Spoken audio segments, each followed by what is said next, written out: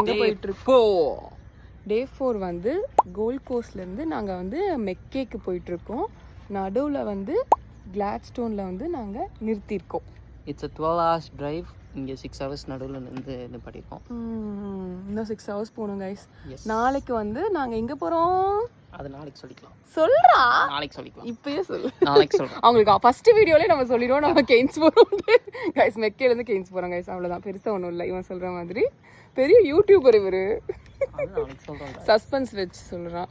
நாளைக்கு இங்கேயும் போல கைஸ், மெக்கேல இருந்து கெயின்ஸ் போறோம், அவ்வளவுதான்.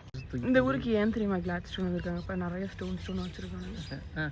அது வந்து நல்லா இருக்கனால அது கிளாட் ஸ்டோன் வச்சிட்டாங்க.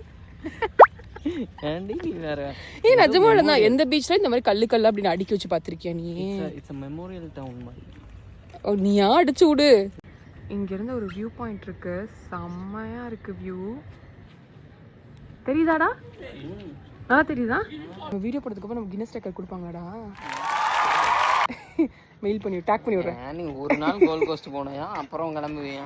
கேன்பரா டு கெய்ன்ஸ்ங்கிறது ரொம்ப பெரிய விஷயம் தான் கைஸ். ஆஸ்திரேலியால இருக்க எல்லாத்துக்கும் இது, அது கார்ல. அது யோசிச்சு பாருங்க. அது இந்த மாதிரி ஒரு பர்சன் கூட ரொம்ப கஷ்டம் கைஸ். உனக்கு தரணும், எனக்கு தரணும். உனக்கு தரக்கூடாது, எனக்கு தரணும். எனக்கு தரணும் கின்னஸ் வேர்ல்ட் ரெக்கார்ட். உன்னை மெயின்டைன் பண்றேன். ஆமா. இந்த பேர் தெரியுமா உனக்கு? இந்த பூ பேரு?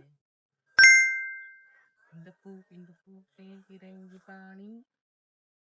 இத பார்க்கும்போது என்ன நினைச்சுக்குவியா நீ? நாளா ஓட்டல, ஓடி போயிரு. நான் ஓட்ட மாட்டேன் நவீன்.